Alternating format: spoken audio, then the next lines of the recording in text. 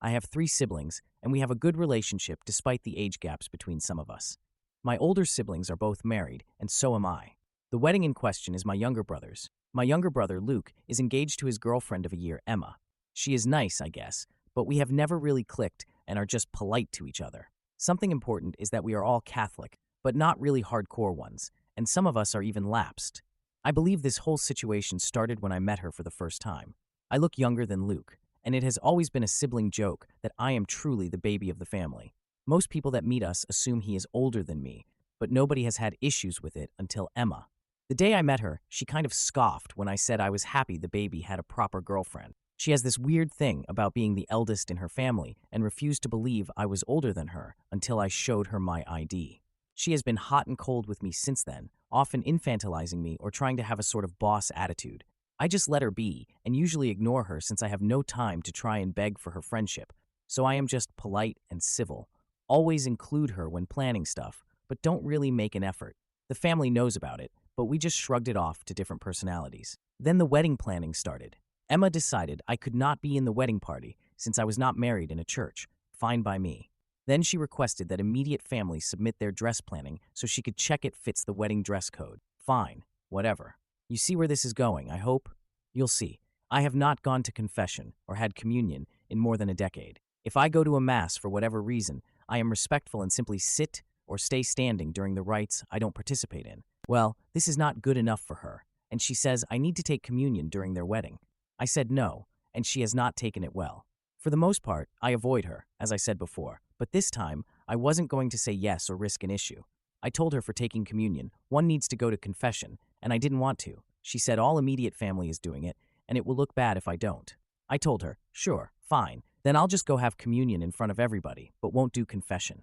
She said if this was going to be my attitude, I was uninvited from the wedding because I clearly wanted to ruin the day for her. I turned to my brother and told him, thanks, gave him a thumbs up, and went home. My family understands my reasoning and said they respect everybody's choices, but I shouldn't have said what I said.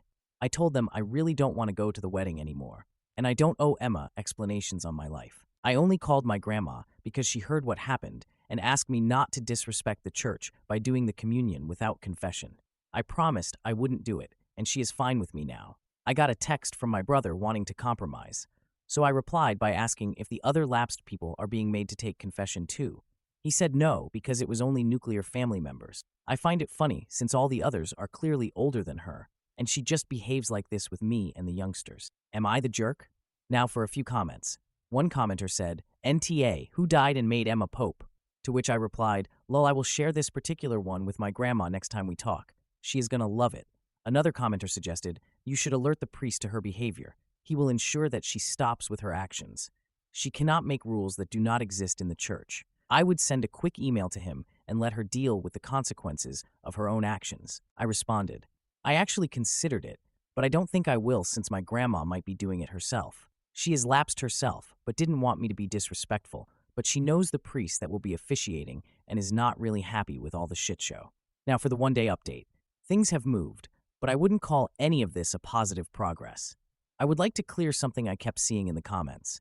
I won't request a special blessing or go in the queue for communion. It isn't about the blessing or the compromise, but the singling me out. I often just stay quiet or take a general family blessing if we go to weddings, etc. I have no issue with compromises. I have an issue with Emma and her ridiculousness. I don't know why she has this thing with me. I do look young, but not like a teen or a child, obviously. She has 2 younger sisters and is very authoritative with them. I have witnessed her being very my way or the highway with younger people, so she has issues for sure. The confrontation from the last post was on Tuesday, and today we had lunch at my grandma's. I think you should also know that my brothers have a tricky relationship, as in they are not as close with each other as they are with other siblings. My older brother, Robert, is very no-nonsense, and he has never been a fan of Emma. But he didn't think he should have to intervene because Luke is an adult and capable of navigating relationships. All this is going to be relevant, I promise. We visit Grandma a lot since she lives by herself, and we truly enjoy her company. Today we were all there because she is over this drama already. After a lunch that was more like snacking, to be honest, she asked us all to clear the air.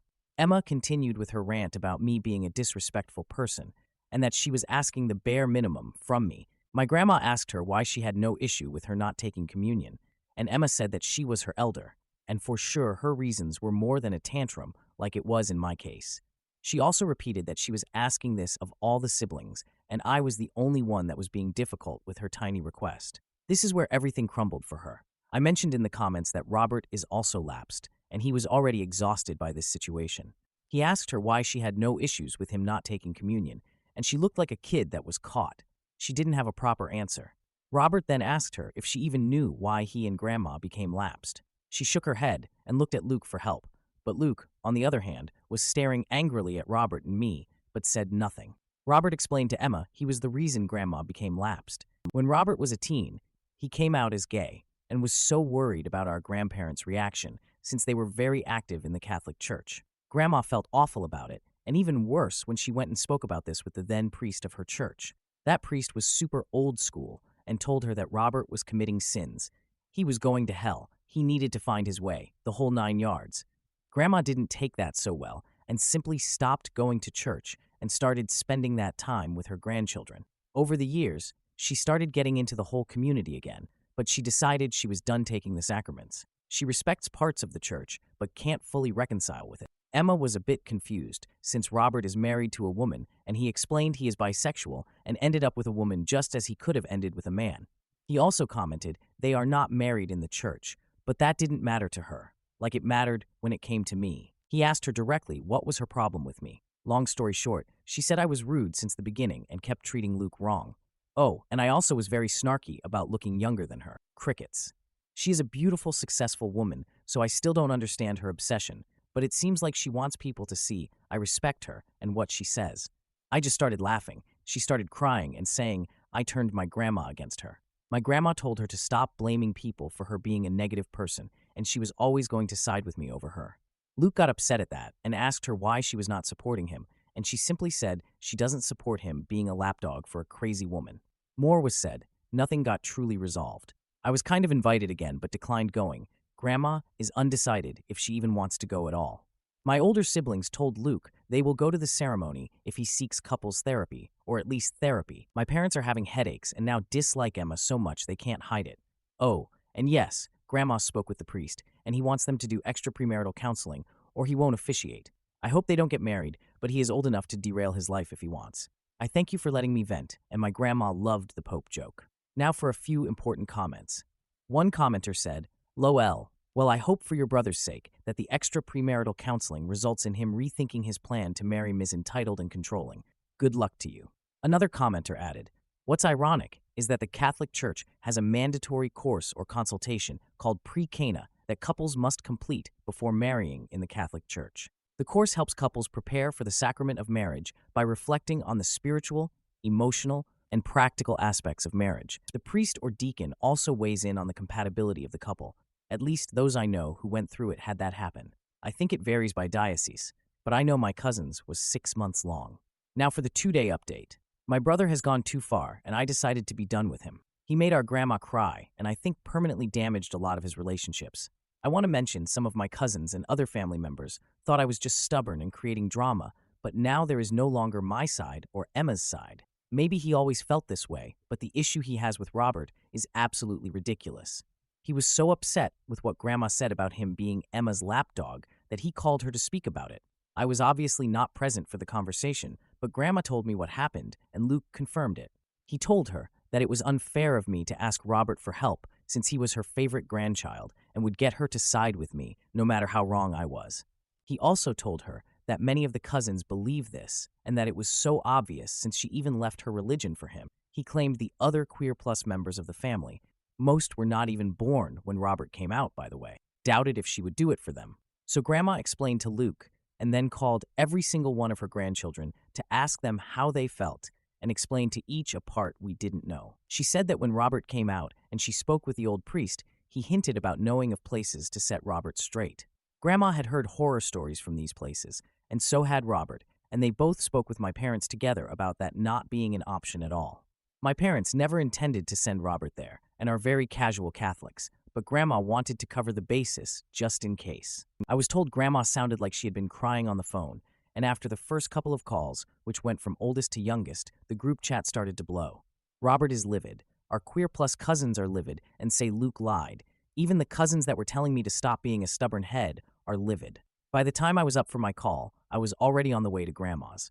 Two of my cousins were already there, and the youngest one, Sarah, 16F, was ready to literally fight Luke. For a bit of levity, Sarah is about 35 centimeters smaller than Luke, and the image of her swinging at him made me laugh a bit. She asked if I was making fun of her, and I just explained the whole mental image of her trying to hit him, and she admitted it was kind of funny. What I didn't tell her is I would love to slap some sense into Luke. My grandma has been through so much in her life, and this is not what we want for her. She looks puffy-faced and kept asking everybody if they truly felt unloved by her, saying she would do everything for any of us, explaining how Robert was the oldest grandchild, but that didn't mean she loved the rest any less. She is a strong woman, but I think something inside her broke a little with the thought she hurt her grandchildren. It was a shit show, a big one, and I was just so done with Luke. My parents have been passive towards the situation so far, because I asked them to. But after they heard what happened, they told him they need time away from him. Robert is simply disgusted and decided to not speak with him anymore, which he communicated through the cousin group chat, with Luke's response being that this is why Emma's help on reigning all us would be so beneficial if we just let her. He also added how Robert never cared for him or anybody really, and he just tried to be the center of attention all the time. He cited his coming out, his announcement he was going to marry a woman, the birth of his child. It was ridiculous. He came out when Luke was a toddler, and for many years, only our parents and grandparents knew. He announced he was going to marry his now wife through a text, but didn't interfere or take from anybody. His child was born 4 months before Luke's graduation, and apparently that was a big issue for Luke that he never commented. Maybe I am biased, maybe I am selfish, like Emma claims, but I call nonsense on his tantrum. Every single one of the cousins has been helped, babysat, tutored, gotten out of trouble, you name it, by Robert. He isn't perfect, but he isn't the conniving butt Luke is claiming. Maybe Luke has always felt inadequate, and we didn't notice. Maybe it was his last-ditch effort. Maybe Emma has manipulated him so far that he can't come back. It doesn't matter anymore. If he does marry Emma, I wish him the best. If he doesn't, I hope he goes to therapy. Regardless of what he decides, he burned so many bridges and hurt so many people. I don't see this resolving anytime soon. For now, I will focus on my grandma and making her feel better. I feel extremely guilty because it was Emma's situation with me that opened this can of worms. I know I shouldn't, but it's hard not to. Now for a few more comments. One commenter said, "Wow, it sounds like it is self-projection from Luke. He is the conniving jerk he is saying Robert is." Edit. Internet stranger here also sends hugs to your grandma and your family in general. Then another commenter added, "Irrational behavior is called that because it can't be rationalized. Luke is exhibiting very irrational behavior, which is why you'll never understand it. The best you can hope for is that he gets some serious therapy and pulls his head out of his butt sooner rather than later. If he asked for help and apologized sincerely, I would be there in 2 seconds. He knew what he was doing when he spoke with our grandma. He knew it would cause her pain. He knew he would hurt Robert too. Robert might not be crying, but he feels bad about the situation. He has always looked out for everybody, and even has pics of him holding every single one of us as babies, all over one of his walls. I always knew they were not the closest of brothers, but this is too much." Now for a few comments. One commenter asked, "Was this really Luke's inner feelings coming out, or is this Emma poisoning him into isolating himself from his family and support system? Either way, he's a gigantic jerk. You, your grandma, and all your cousins should boycott this wedding." I responded, "So far, nobody is going to his wedding. My parents are undecided about attending the ceremony, but they lean more on not attending." Now for the update 7 days later. I want to start this by saying that Grandma is in better spirits now. I am overwhelmed by the number of people supporting her and very grateful for it, even if it's online. I have talked about this on some chats and DMs, but please know the situation with Emma is not about her being parentified or her family being strict Catholics. It's just her being her. They were already going to get premarital counseling. An extra was added. Oh, all cousins also don't live in the same city or town. Some are a bit longer than others, but we keep in touch through the chat. The reason for the update is mainly to let people know Grandma is okay, her health is fine, and she had a blast with my cousin Sarah.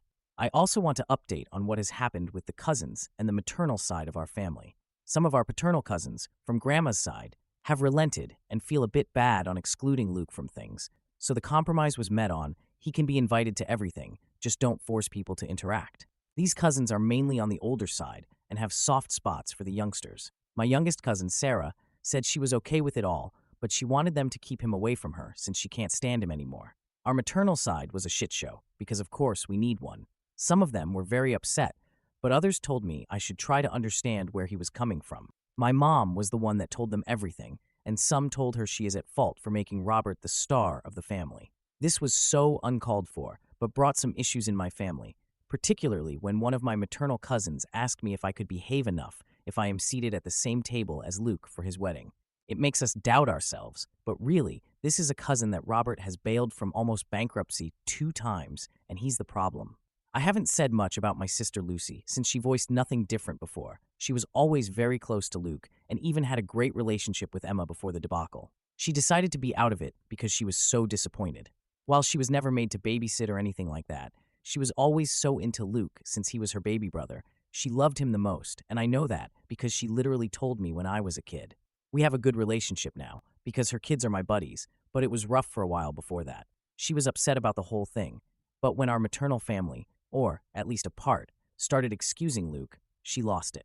She is a very calm person, the type you don't expect a bad word out of, but she lost it, and I think it was the last straw on the cold bucket for Luke. She sent a massive message about what has been happening, detailing every single thing and daring people to kind of come at her if they disagreed.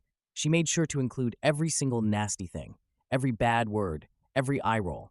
She sent it to so many people because she was tired of the half-information telephone game. She is upset at me because my refusals made this happen, and she said she knows she shouldn't, but she needs time to fix her feelings, so she is not speaking with me right now. My parents decided they were out of the wedding and told Luke he is on his own. There was never a monetary issue. They were willing to contribute, but both Luke and Emma are pretty well off, and there was no need for that. Now to what maybe most people want to know, and the only conflict I am interested in anymore. My grandma is feeling better. Sarah being with her was very positive. It was lovely to see the eldest and youngest of our family so in tune, but then again, they have always been. She requested that Sarah invite Luke to her birthday party, December, and after a lot of back and forward, he is going to be invited. We will see if he comes or not. A small parenthesis, I showed my grandma the joke of the knife, sword, etc. She was so giddy. Thank you. I mentioned before that Robert would pick up Sarah if she needed. It is still true. What I might have not mentioned is that she of course gets a weird lecture from him, and an even weirder lecture on how he rates certain drugs. Lol. As I said, he is no saint, but he is not a shoot either. Lastly, yes, he has photos even with my sister or me in the newborn wall. People loved to take pics of him holding the new family members, and he collected them and put them together when he got his own house. Now for a few comments. One commenter asked, how did we go from, I won't do confession, to everyone blaming Robert for the end of your brotherly relationship, while simultaneously all of them also blaming you for everything? I replied, have you met Catholic families? Jokes aside, I think it's easier to blame Robert and I than Luke, since we are not going to go on a rampage that would hurt people. Another commenter said, those sticking up for Robert and standing up to the AHs are doing what one is supposed to do. You hold a mirror to the bad behavior to hope they get it together. You don't dump all over the family fixer. I responded, funny enough, he was never forced into the family fixer role. When we were younger, he was the same as he is now with Sarah. At some point, my parents were clutching their pearls about the stuff Robert let us get away with when we were teens. And yes, that involves Luke and many other cousins. We were never in danger. He would never help put people in danger, but he tried. Then another commenter added, sounds like Luke's behavior has gone unchecked too long, but now it's everyone else's fault. Finally, one more commenter stated, so, the guy everyone counts on to clean up their assorted messes is the one everyone is going to dump all over? Hope he's taking notes. Time for him to stop being the family fixer. They don't get to treat him badly and then expect him to bail them out of bankruptcy or come running when needed. Also, hope everyone is paying attention. If you crucify the family good guy for the family jerk and his psycho GF, what kind of lousy family is it? At least the part's willing to blame the good guy and not the person at fault. Those sticking up for Robert and standing up to the AHs are doing what one is supposed to do. You hold a mirror to the bad behavior to hope they get it together. You don't dump all over the family fixer. Wonder how the nut job and your sibling plan to explain to the priest that his parents won't attend the wedding and the rest of the family is firmly in the maybe to nope category. I concluded, no, Robert is okay. The cousins from our maternal family are way closer to Luke than Robert and might have heard different things. Still, they shouldn't talk. The cousin that was almost bankrupted was siding with Luke, and that made Robert a bit upset. This guy has asked for help several times, and Robert was on top of it. It will not happen again, which he was made aware of, and now he blames Luke for it. Crickets.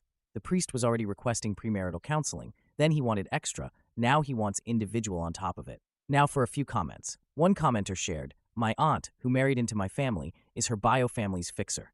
She's their Robert. She takes care of everyone when they get sick, was the on-call for everyone's kids' schools. She took most of the nieces and nephews on their college tours, was the one they called when anything happened, took care of the elderly family members, proofed resumes, and did errands. She did anything and everything. She was also the family punching bag. So, my anger gets raised for Robert. She's also from a Catholic family. I just hate how they take all the help she has so happily given for decades and then get the blame for everything as well.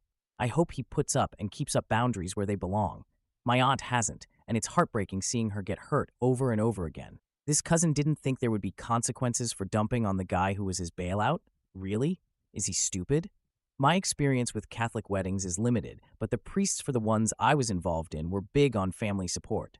Sort of like with a christening. Since it's all a part of the journey of faith and commitments made before God, they want to see a show of support for the commitment. When it's missing, they are hesitant to perform it, as they doubt it will succeed. Again, from limited experience.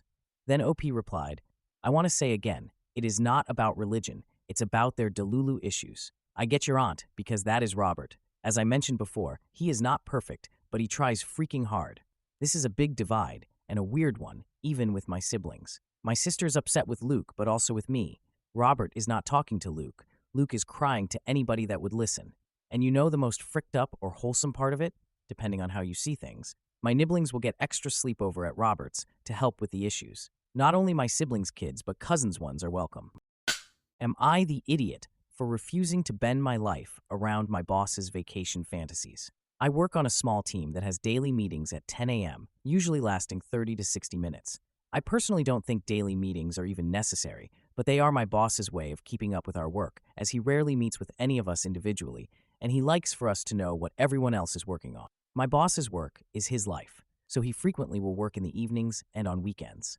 He recently said about Thanksgiving, "It's another day for me to get some work done." Thankfully, he does not outright pressure others to follow his example, although as you've noted before, it sets a bad example coming from the boss.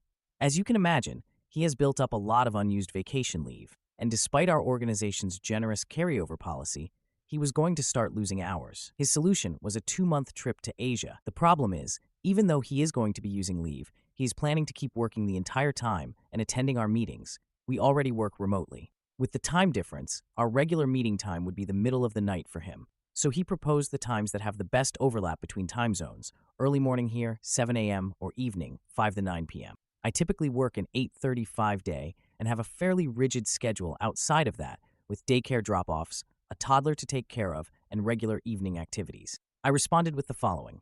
I can make the occasional meeting outside of regular working hours, but with my schedule and childcare responsibilities, I can't regularly do so.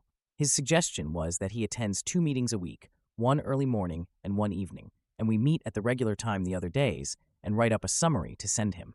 While I could probably make this work most of the time, it will be a real burden. It would be one thing if my boss was on business travel, or if it was just a week or two, but he's on 2-month vacation leave.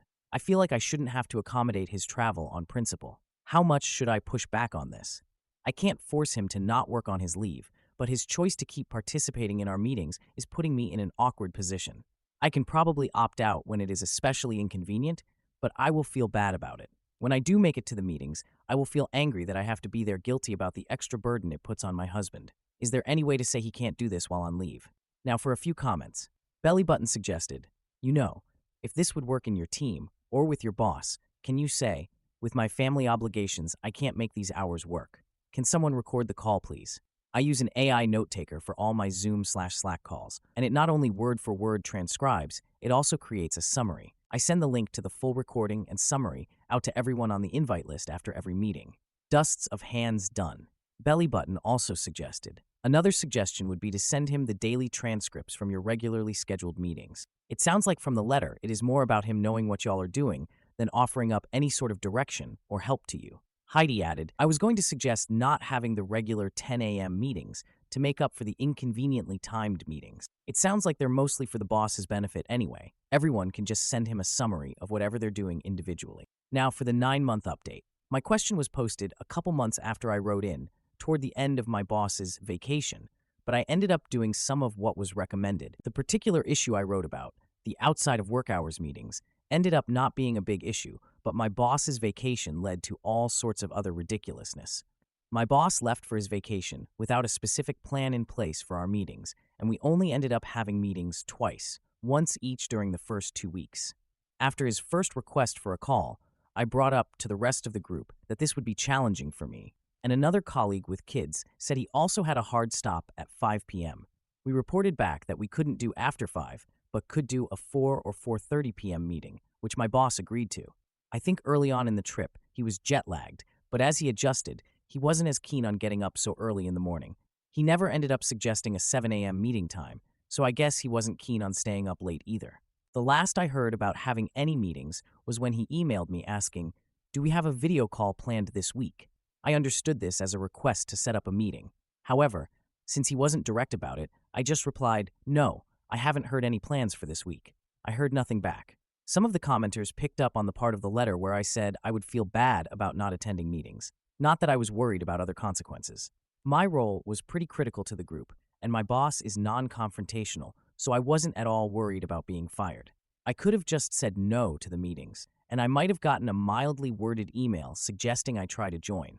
I know I shouldn't have felt bad, but I would have, and it would have added an extra layer of stress that didn't need to be there. What became the real problem is the barrage of emails he'd send us each day, often treating everything as urgent, whether or not it really was. This included responses on issues he didn't have the context on because he wasn't at our meetings, and that we were able to handle without him just fine, and sending the same request separately to multiple people if they didn't get back fast enough, which once led to 3 people repeating the same task. What he lacked in management skills was just made worse when he was managing from his vacation. There were multiple deadlines during his vacation that he didn't adequately plan for or keep us informed about, which resulted in a lot of last-minute urgent requests to get things done. I knew of one deadline that would come up while he was gone, so before he left, I emailed asking if he needed me to do anything to take care of it. I got no response, so I assumed it was handled. Then, the day of the deadline, the person outside our group who was submitting the project contacted me requesting documents, saying that she'd contacted my boss and hadn't heard back. Since they were due that day, and my boss was asleep on the other side of the planet, I had to scramble to get them done as best I could without all of the context. After all that, he finally replied with, "No thank you," but a complaint about how I'd worded something. I replied asking how we should be handling things like this while he's on vacation so this doesn't happen again, and he just said, "We all need to make sure nothing falls through the cracks," just like when he's not on vacation. Unhelpful. It might make more sense to learn that we are academia adjacent, doing research, but also selling the product. My boss runs the group like an absent-minded professor, only caring about the research he finds interesting and dropping the ball on all of the other work and management the position requires. My boss was inconveniently located for meeting times because he was teaching a class overseas on the topic of our research. One of the most problematic things was that he sent a coworker urgent requests for material that ended up just being for the class he was teaching. My coworker obliged, but I was upset because this was not part of our jobs. Instead of being well-rested when he returned, he seemed overworked from teaching a class on top of keeping up with his normal work. He confirmed that he worked every day of his leave. The commenters had some wild speculations about why my boss was taking vacation at all if he was just going to be working. I eventually learned that he was trying to do a financial trick to save the group a bit of money. Apparently, the money to cover his salary on vacation days came from a different pot than his regular salary, because the vacation money had already been paid for, in a sense. He hates the part of his job where he has to actually fund the group, so he was eager to save some cash or not incur extra costs by letting paid vacation go to waste. I only learned about this because he tried to pull it again later. About a month after returning, he had a planned surgery and was encouraged to go on FMLA until he was able to work again. Well, he wouldn't let a surgery get in the way of being able to work all the time, so he was back at our virtual meeting the very next day and even went to work for our in-person days the following week, when he had told us he wouldn't be able to drive for several weeks. A week after the surgery, he sent us an email saying he was going on FMLA for his surgery, so he wouldn't be allowed to go into the office, but we could still keep meeting if we kept it on the down low. This was even more concerning to me than his vacation, because there are legal rules around FMLA, and I wondered if I was even allowed to communicate with him during his leave. Our HR was competent enough to put an end to this by noticing that he was still working and saying he needed to stop or go off of FMLA. Unfortunately, they communicated this poorly by telling our group admin that she had to pass along the message. I heard from her that HR told her to threaten to fire him if he didn't stop working, and said if they had to, they would threaten to fire our team if we communicated with him during his leave. This is when I learned that his reason for trying to take all this leave was to save money, as the FMLA pay would also have come from a different bucket than our group's direct funds. My boss was incensed, especially because it was going to take a few days for him to get a doctor's approval to go off FMLA, and he couldn't be bothered to take even a few days off. He never stopped working, but I assume he ended the FMLA because I didn't hear any more about it. If his plan had gone through, he would have been on some form of leave for 5 months out of a 7-month period, all the while working every single day anyway. Bizarre. For this and a host of other issues, I started looking for a new job around the time I wrote to AAM. It took over half a year and some disappointments along the way, but I ended up getting a new position that is a better fit for my experience and a 15% raise. On top of that, the new company ran the interview process really well by AAM standards, with lots of timely communication and transparency, so I have a good feeling about how things will be run at the new job. I'd previously been surprised reading through AAM updates at how many people say they left the job they had written in about, but now I see that when you're writing about one specific weird situation, there are probably a bunch of other issues going on that we don't hear about. Now for a few comments. Dust Bunny said, "Yeah, that's too much shenanigans for me too. I'm glad you found something else." Goddess Off Transitory added, "Just reading that exhausted me." It sounded like a juggling contest being held during an earthquake. Juicebox Hero chimed in, "Yes, and juggling chainsaws and bottles of nitroglycerin to boot." Farina commented, "I think I need a nap. That boss is too much." MBK humorously noted, "Banana Pants Shenanigans would be a great name for a band." Am I the idiot for wanting to divorce my wife after she tried to send our son to conversion therapy? So this is a pretty heavy situation, and I'm really confused and disgusted in GL, because I never thought my wife was like this. My wife and I have been married for 14 years. We have 2 kids, a 16-year-old son, let's call him Noah, and a 12-year-old daughter. We've had our fair share of disagreements over the years, but things have generally been smooth between us. Now for the context. Noah came out as gay about a year ago. It was a surprise, and as hard as it was to accept, I love my kids more than anything and just want their happiness. My wife visibly didn't take it well, though. She was upset and seemed to go through a grieving period where she didn't really talk about it. I tried to support Noah in every way I could, telling him that I loved him no matter what, etc. My wife, though, I could tell she wasn't on the same page. She would say things like, "This is just a phase," or "He needs help," but I brushed it off as her needing time. Fast forward to last week, and we were having a conversation about Noah's future. Out of nowhere, my wife casually mentions that she's been looking into conversion therapy camps and thinks it might be the right solution. She said that Noah isn't truly gay, that he just hasn't been shown the right path, and that this could fix him. My blood ran cold. I was in shock. I immediately told her I didn't agree and that this was not something I could support. Duh. She got upset and said I was enabling Noah's confusion and that if I really cared about him, I would help him get better. WTF is wrong with her? She was persistent, and no matter how much I tried to explain that conversion therapy is harmful, like I know those kids get abused, ARPed, and often end up either traumatized or ending the life of themselves, and that I would never send our son to something like that, she wouldn't back down. If I'm being 100% honest, I don't even think I love her anymore. The fact she could be so heartless disgusts me. I know being gay is not easy, and people like her just make it even harder. I'm considering staying, only for our daughter's sake, but would it be okay if it means hurting my son? It feels like a betrayal to Noah. I just don't think I can keep living with someone who thinks this is okay. Now for a few important comments. Someone asked, "Do you really have to ask if you're the jerk for leaving someone who is trying to abuse your child?" She wants him to go get sexually, emotionally, and most likely physically abused at one of these places. Maybe get off Reddit and check on your kid to see if he's okay, I replied. I mean, yeah, of course, I really want to divorce her. We don't even talk anymore, lol. But I know how damn close my daughter is to her mother. But I know at the moment I need to focus on Noah, and hopefully my daughter will be wise enough to understand. Another commenter said, "NTA, please do not send your son to conversion therapy because of your wife's heartlessness." I responded, "You don't have to worry about this. I will not do this. I love my son just the way he is. I don't even know how to tell him his mom wants to do that.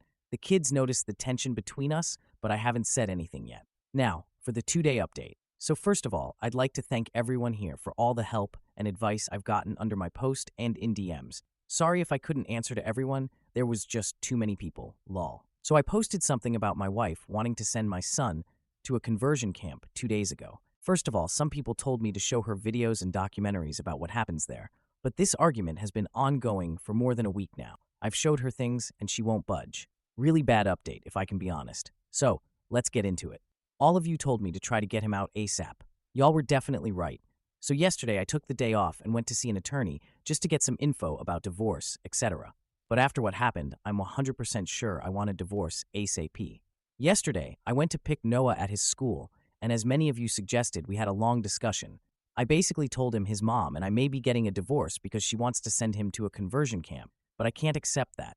I've talked with her many times and I told him I'll probably go through with it. He looked really hurt. My heart broke all over again, but was very understanding and thanked me for standing up for him. I pulled him into a tight hug and told him I'll always love him no matter what and that nothing's his fault. At that moment, he started crying because he was so glad at least I was on his side. And I'm very pissed, so sorry if I don't make sense. But apparently his mom had been pressuring him for months. She planned dates with girls to try and fix him, and he had to lie by saying he was going at a friend's instead. She was saying he needs help, and as much as she loves him, he needs to get his condition cured, etc. I feel so bad because I've been so oblivious to all that, and I've failed to protect him for all that time. How do you make your 6-year-old son go through that? So when we got home yesterday, I can't lie, I was furious and confronted her right there and then. At first, she was trying to explain she was doing it for him, but her speech quickly turned to slurs, and it was clear she was just ashamed of having a gay son. In the end, I told her I went to see an attorney and that learning all that just confirmed that I want a divorce. She got really angry, calling me a delusional disgrace. We argued a lot, and at some point Noah tried to separate us, but my wife punched him multiple times.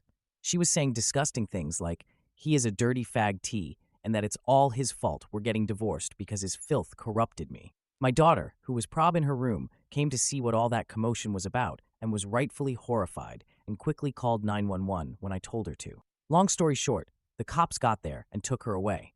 She was very reluctant to go because she was not in the wrong and they needed to let her go.